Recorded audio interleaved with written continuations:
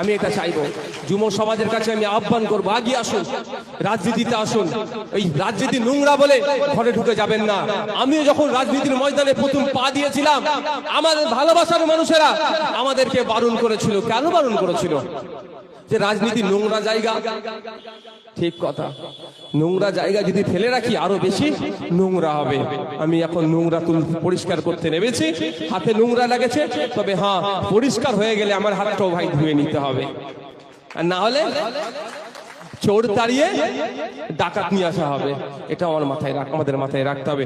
ভালো লাগবে বিজেপি করুন, যার ভালো লাগবে তৃণমূল করুন, যার ভালো লাগবে সিপিএম করুন, যার ভালো লাগবে কংগ্রেস করুন, সেটা আমার প্রয়োজন নয় জানার। আমি অনুরোধ একটাই করব, আগিয়ে আসুন, শিক্ষিত যুব সমাজের হাতে পার্টির ঝান্ডা তুলে নিন। তাহলেই দেখবেন মারামারি হানাহানি বন্ধ হবে, কাজের রেশারেশি হবে, মানুষকে পরিষেবা দেওয়ার রেশারেশি হবে, মানুষের ভালো করবো তার রেশারেশি হবে, বাংলাকে এগিয়ে নিয়ে যাওয়ার রেশারেশি হবে, দেশকে এগিয়ে নিয়ে যাওয়ার রেশারেশি হবে। এই রেশারেশিতেই আমরা সকলেই পা মেলাবো। আমার বাংলা এগিয়ে যাবে, আমার দেশ এগিয়ে যাবে, দেশ সর্বশ্রেষ্ঠ আসনে বসবে।